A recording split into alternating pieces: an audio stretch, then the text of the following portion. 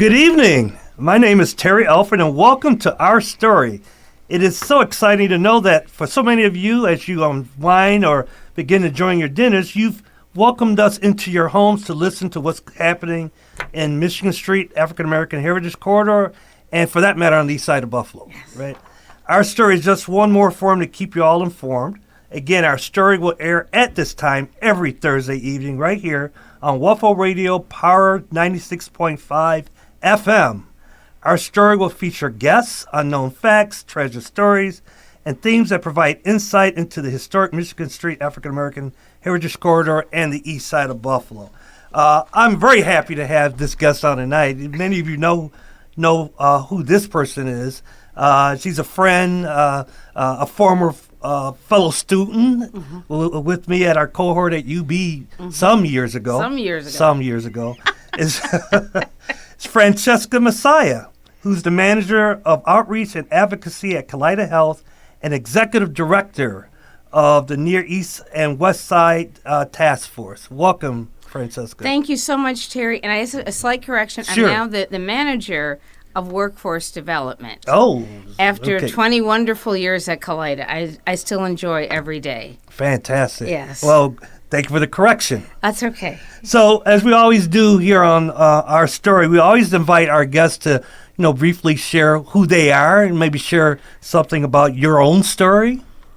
Oh, well, thank you, Terry. And I think when you said the word briefly, you had to be laughing in the back. Yeah, I was. His friend ever brief. We can try anyway. We can try. So let me just give a little bit of information about who I am. Francesca Bernadette Mesiah, born in Buffalo, born originally on Humboldt Parkway, but I don't remember because we moved because of eminent domain, because they were putting the expressway in. And then we moved over to North Buffalo, Crescent Avenue area.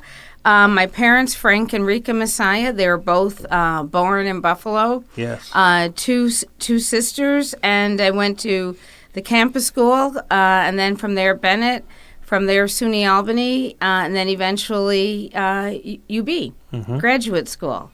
So born and raised Catholic. However, along the line, from attending the NAACP conventions, national, New York State, church, the NAACP began in the church, and I picked up the spirit. Yes. And during the national conventions, I'd see everybody going up the escalator around 10 p.m.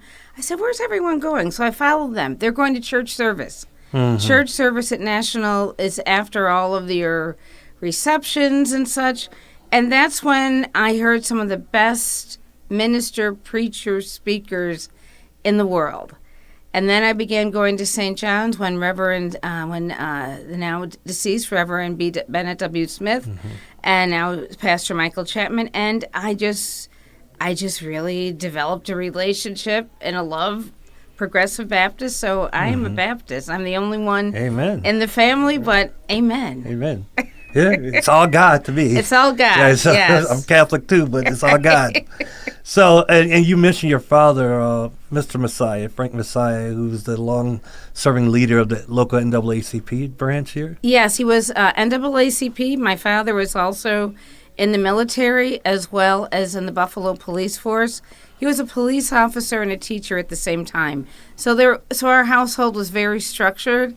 We each had our duties of our household duties, and he would know. So my sister did the dusting. He would take a white glove and go around and said, not enough. I was responsible for sweeping. My other sister was vacuuming. So everything was division of labor. So you can never say, "Oh, I didn't. That's not my job." No, you knew your job, and you stuck to it. Right. Are you still involved yourself with the NAACP? Yes, I've been involved with NAACP since high school. So I'm chair of the health committee, Buffalo, and I'm chair of I'm head of the New York State Health Committee. So I have both the local role with the health committee as well as the New York State and representing New York State at the national level with the NAACP. Great. Yeah, you're busy. You're busy. So could you maybe tell us about, your journey in health and the field that you found yourself in? Why did you decide to pursue a career in health? Because health is everything. I always say you could win I think the lottery is up to at least close to $1 billion. But if you don't, you can win, right? Let's hope we all win. Hope I know you if you win. But if you're at your end of life, because you haven't taken care of yourself, you don't have a quality of life. I feel my journey in health began around 3 years old, 4 years old, when my aunt, my aunt's mother, Mrs. Thomas, had a stroke. And back in those days, strokes were pretty debilitating. And she was in a wheelchair, and then they had these big wheelchairs, and it was almost like a board you could stand on. Maybe I was just so small. I don't know. But I would talk to her, and she would go, and I was like, oh, she's talking to me, and here I am, a adult chatty kid. But we would sit there and talk, and then I guess one day she was just no longer there, Right. But I think that's where my love for health began. And I've seen health and what poor health looks like, what good health looks like. And there's nothing, to me, especially when I used to do outreach and people were walking by the table, not speaking, not interacting, I would then ask people, do you want to learn how you can get $1 million? Well, that always brought people to the table, I'd say, and then I would provide them with health and wellness information. Right. Yeah. So, could you maybe talk about some of the training, schooling that it was required for your field? I know when I met you, we were in a graduate program. Graduate at the time, program. right? And you know what? And in the graduate program, my area was interdisciplinary in gerontology. And that was before anyone ever even talked about elderly and health of elderly. But for many years, Erie County, our population has been getting older. In undergrad, my major was communications. I don't know how I got into the communications department as a freshman, but then they said, and neither did my advisor. Right. So then I had to go back and take sociology. So a lot of what I do, it's a lot around communication, open communication, honest communication. And then working in the area of gerontology, that was wonderful. I worked at the Episcopal Church Home. Now it's Canterbury Woods with Ed Weeks. And then I went on to become a fellow. I was a fellow with the New York State Department of Health, where I started in epidemiology, which is all that COVID is all about, Right. Epidemiology. We talked about suicide. You did research, when then it was basically predominantly young Caucasian children, where now suicide is a high percentage of African American children and other minorities who are committing suicide. But in terms of the importance of collecting data, that still isn't my number one area, but at least working in that area for 4 or 5 months, it gave me a foot into what is epidemiology. And then from there, I remember studying, I was in Albany, at Albany Medical Center, working along with the head of operations, hospital operations. And even that allowed me to have an opportunity to work and to observe a surgery where I had to scrub and go into a surgery. And that's when I realized why, when you come out of surgery, you don't always understand your bill because you're under. But it still made me able to connect the dots. Communicate, administration, communicating with physicians, communicating with workers, environmental. It just gave me an overview of what healthcare looked like, and I knew I wanted that.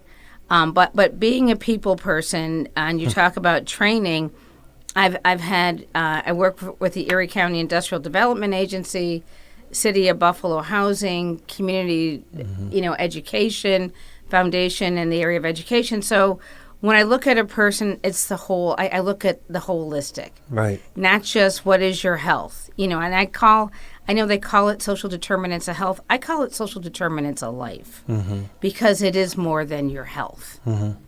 That's why I always ask that question.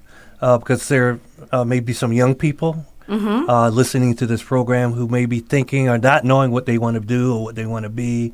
And the folks that we bring these stories with them. Yes. And I think the first time I actually heard the term geriatric was actually from you. Okay, I won't talk about how many years we know, but it was in a discussion at one of our graduate program, breakouts, and you talked about the importance of knowing geriatric and why that's important and things, especially with the growing older population. And that's when it dawned on me that more people are living now Yeah.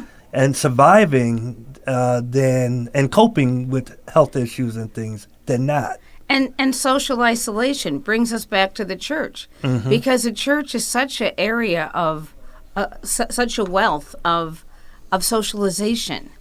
And to be an elderly person, not to say you shouldn't join church, but hopefully you have someone to talk to in your life. Right. People talk. Yes, Alzheimer's is real and dementia is real, but a lot of times, if everybody around you, let's say you're 90 or 100 years old, and you're talking about your high school and your youth, well, no one knows what you're talking about. Right. So they're just going to say, I don't know what they're talking about. They must have dementia. Right. And they may have it. I'm not saying they don't. But when your friends begin to die off, that can affect you. And you almost have to constantly, if you can, have a lot of different areas of interest, different friends. But I go back to the church because I really believe in the church and God for, to get that, find that socialization. Right. It's a great place. Right. That's a great answer. As an advocate for health, what are some of the biggest challenges that people of color still face today that you speak to? I always think about this term, social detriments of health, and sometimes a lot of people don't know these terms, and maybe you can speak to that as well. Well, you know what? One of the biggest things, and I love that question, is having a primary care physician. I had COVID I called it 2.5 day COVID. But I was able to call my primary care physician. I was so scared. I called at like 10 o'clock at night, got the answering service. I'm like, because I didn't know what to do.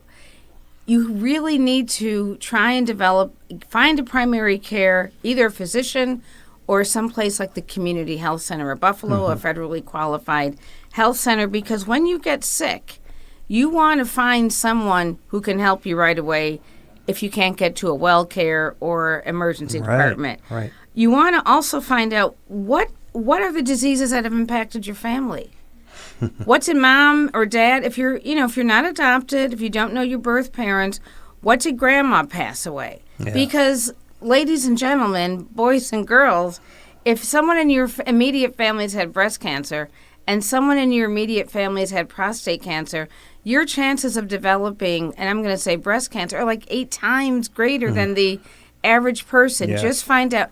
And then you have to find out what screenings.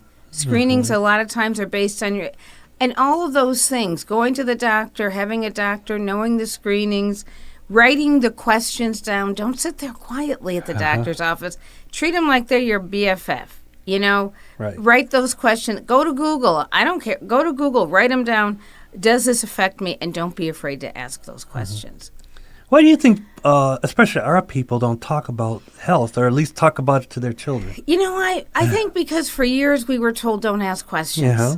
It goes back to me to 1619 slavery when we were taught don't ask questions, and then we don't want to seem like we don't know something. Don't feel bashful. Don't be shy. It's not you won't. The doctor will not look down or frown upon you if you ask questions. And I don't know why we don't ask questions, but I think because we're not comfortable. Because we can go to any restaurant and ask, what are the sides, right? I do that all the time. What are the sides, right? So we have to develop that level of comfort within us. We go to Bible study, we ask questions about passages of the Bible, right? So we just have to develop that level of asking questions about our health, because the doctors, nurse practitioners, physician assistants, they're not mind readers. And our mental health. Right. If we don't feel well, take a break or seek help. There's lots of help out there. Urban League, crisis services for your mental health. Right. I know you done a lot of outreach in your time, continue to do that. Could you maybe speak to some of the outreach that you do? And I know when we talk about the Near East and West Side Task Force, Yes. you founded that, right? Well, no, you know what? I didn't found it. My father was one of the founders. Okay. Because it started out at Gethsemane Baptist Right. Church under It started Reverend in a Reed. church, okay. And it started with the .22 caliber killer. Wow. I know this is the week of May 14th. However, we did have a tragedy before that when Joseph Christopher was going around randomly killing black men. Yes, remember that. Or injuring. Right. And that's when they decided that it was called the East Side Task Force. That they realized, and it brought everyone together, men, women, all professions, and but then from there, the Latino community. And when Andres Garcia was at Kaleida Health, he had the Western New York Friends and Family Civic Association. They realized that the needs of the health on the east side and the needs of the health on the west side were just as great, and then it became News. So I'm the executive director under News, Near East and West Side Task Force. Okay. But they also realized that the rates around the Buffalo Niagara Medical Campus has some of the highest stroke rates, and that's how the East Side Task Force, when Judge McLeod, my father, Jan Peters, it was then when they realized something needs to be done. We need an awareness, and we still do a lot of outreach in the community. Right, you do great work, because I know I was part of that at one point, and just informing the community about where they live that might be creating some harm to them. We live in many dumping grounds. Historically, Buffalo has been a dumping ground. And I know when we talk about East Ferry and Grider area, the sexy one was the Love Canal. But then when you start hearing about other folks getting sick and don't know why they're getting sick, it's based on their environment. And I want to say this coming Saturday, May 18th, at the UB Medical School, Main and High Street, the NAACP Health and Environmental Health Committee, we're having a symposium talking about health and environmental health, like what it's really about. And we have speakers talking about vaping, talking about Rashid Smalls. We have Gail Wells talking about gardening. At the end, you'll receive a kit. And we have Dr. Ventura talking about children. She's a psychiatrist talking about children and the environment. And it's free and open to the public, beginning at 9 o'clock at UB Medical School. That's a great plug. We're going to come back around to that. Okay. Speaking of plugs, this is the part of our show where I do a quick announcement. The African American Heritage Corridor, in conjunction with the Smithsonian Museum of African American History and Culture and the Center for the Study of African American Religious Life, presents God Talk, Reimagining Faith in the 21st Century. That's all happening this Friday, May the 17th, from 6 p.m. through 8:30 p.m. at the Buffalo History Museum, which is located at 1 Museum Court, northwest corner of Delaware Park. This is a public event. It's a free and open to the public. It's basically a film screening followed by a conversation later. This is a must-see. This particular screening has been in just a few cities around the country. It's unique. It talks about, again, faith, especially in the African American community, and how that complements our continued growth as a people. So, again, that's happening this Friday, May the 17th, from 6 p.m. to 8:30 p.m. at the Buffalo History Museum.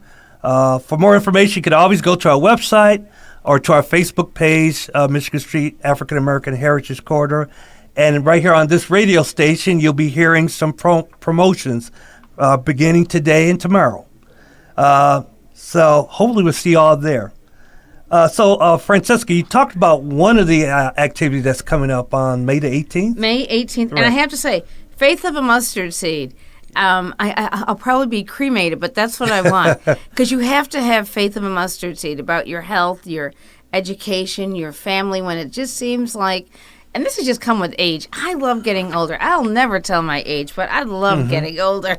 Me too. I wouldn't trade it for the world. But May 18th at the UB Medical School, NAACP, it's a collaboration with NAACP, UB Med School, Kaleida Health, of the Ciccatelli organization. And it's talking about health and the environment, connecting the dots between the two. And it begins at 9 a.m. with refreshments, light refreshments, coffee, of course, and come and learn and hear. And we encourage you to ask questions. And all participants will leave with a pot, some soil, and seeds to start their own garden. So just off the track a bit, Yes. You do a lot. Okay, we talked a little bit about the NAACP. You work with news. You're also a board member for Waffle Radio's Black Radio History Collective. Yes. Do you want to speak a little bit about some of the things happening with the collective? I want to encourage everyone to come and visit the museum. This past Black History Month, which was in February, I know that one of the Jewish groups came, and I think they had like 60 people in the museum. The museum, if you know the history of waffle, or if you don't know the history of waffle, which is even better, Sheila Brown and has vision, and she's put together a museum with all of the great DJs. Jimmy Lyons, for anyone who knows Jimmy Lyons, I was good friends with his daughter, Gwenny Lyons. Oh my God! And it's just all of the machines that were used.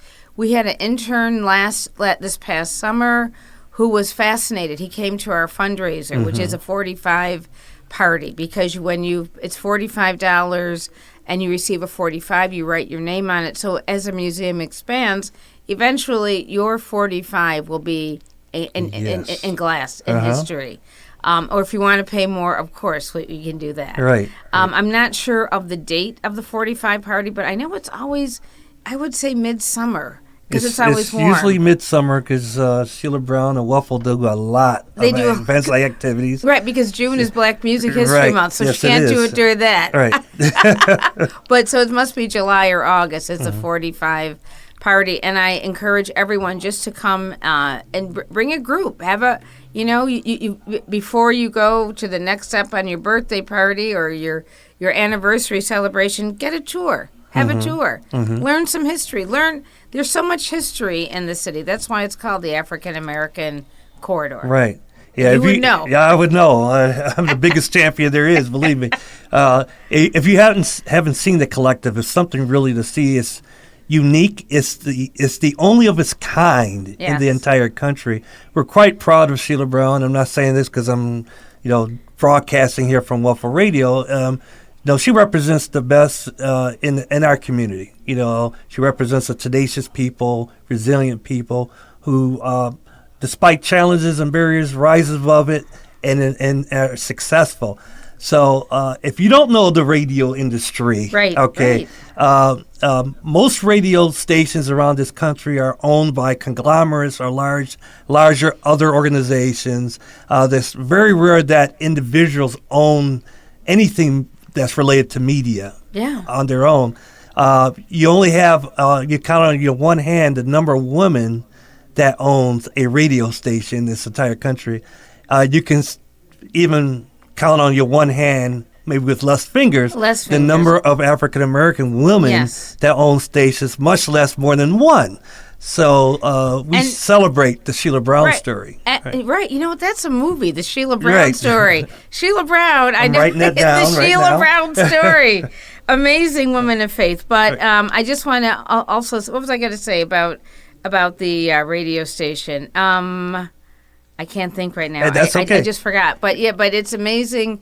You should come and take the tour because there is nothing like it. And let people know, younger people know, or middle-aged people know. You can buy. I was going to say she owns a couple of radio stations. She owns 2 stations. That's what I was going to say. Now, how did she do that? How did she put this idea together? Trust me, we all have trial and tribulations in our lives, and Sheila has a story. Sheila has a story, and she has vision. Yes. And Faith of a Mustard Seed. I bet you she is Faith Yes, of a Mustard Seed. she does, and we call her the boss lady around here. The boss lady, but yeah. she is she's really provides quite a great impression to our young people, especially younger girls who she works with, and just as executive director of this Heritage Corridor, we're quite excited, working with Sheila and your board of directors, Francesca, in our continued progress with the city of Buffalo and Mayor Byron Brown, and the further build out right next to the Michigan Street Baptist Church of what will soon be the new headquarters and home of the Black Radio History Collective at 507 Michigan. So.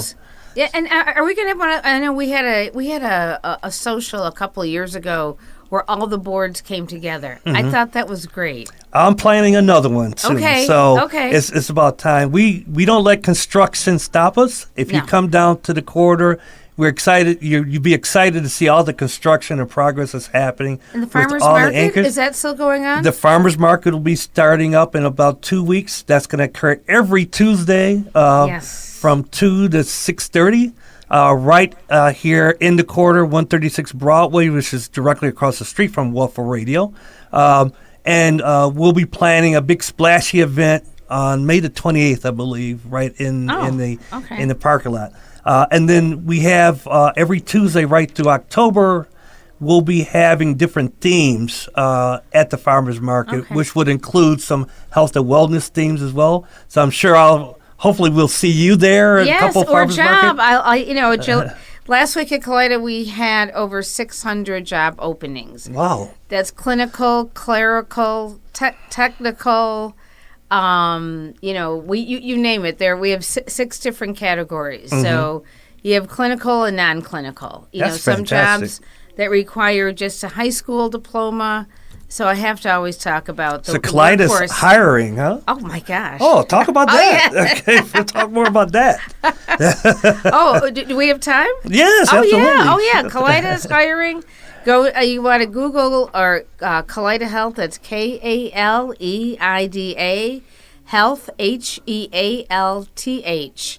Google KaleidaHealth.org, and then the little box you want to look for careers, or you want to just type in Kaleida Health careers, and it'll pop up the location, because Kaleida Health is Buffalo General, Millard, Fillmore, Suburban, Oshai Children's Hospital, Gates Vascular Institute, Visiting Nursing Association, plus many clinics all around. And if you type in you can type in where you want to work, or you can type in the position, you can type in the hours, because we're open 24 hours a day, 7 days a week. We need plumbers, electricians, painters. We need people in our kitchen. We need environmental. We need nurses. Yes. We need secretaries. We need medical. We need people who can manage schedules. Right. And surgery. I mean, you name. We have people in HR. So we have. We need marketing. So you name it, and just type it in, and see what pops up. Because remember, 7 days a week, 24 hours a day. Yeah, hospitals don't close up. They don't close. They don't close. Right. That's exciting to hear, especially, with the challenge of finding jobs and not needing degrees and things in order to get a living wage job in the city. And sometimes you can walk to work. Right. So is there any other things you want to talk about that's happening with Kaleida? That you want to leave with the audience, Francesca? Well, I know with Kaleida we have a Juneteenth program coming up in June, and I'll have to get that information to you. It'll be outside, open to the public. We're going to have African dancing. We have Marcus Brown, who's been with the Juneteenth board for over 40 years, giving an overview, history of Juneteenth. I'm big in history. You have to know where Juneteenth came from, not just in Buffalo. And we have, some of the ministers who will be, opening and closing for us. Also, look for Kaleida Health and ECMC at Juneteenth. We've been sponsoring the Juneteenth festival. So what side of the street? We're on the opposite side of the street from the bandstand, but we're near the bandstand. So the parade passes by in front of us. I'll wear another hat, NAACP. The Yes. NAACP dinner is coming up the third Saturday in June. I don't have that date right now, but it's the third Saturday in June is the NAACP. You promote very well the NAACP. Yes, they'll find you. Canopy and Neighbors. Well, that's coming out Thursday. That's where if you're a senior citizen and you don't have transportation around Buffalo, Canopy and Neighbors, please Google them. See if a volunteer can take you to the hairdresser or take you to meet your grandkids and family for dinner. Mm-hmm. We can go on for another half an hour. There's you doing a lot, Francesca. So, in other words, we're going to have you back on a show. Okay, Thank you. We can probably crunch out 5 more shows with you with all the things that you do. Yeah. But thank you for coming on tonight. Thank you for having me on the show, Terry. I was honored. I very much enjoyed and thank your intern for calling me. At first, I'm like, is this real? He's asking me to be on the... I'm not used to being on the side. You're on the other side of the mic, right? Well, that's the end of our show. We again like to thank Francesca Mesiah with Kaleida Health, again, for being our guest tonight. If you would like more information about the Heritage Corridor or about Kaleida Health, please visit us online at michiganstreetbuffalo.org or call our office at 716-322-1002. So have a great night, everybody, and we'll see you next week.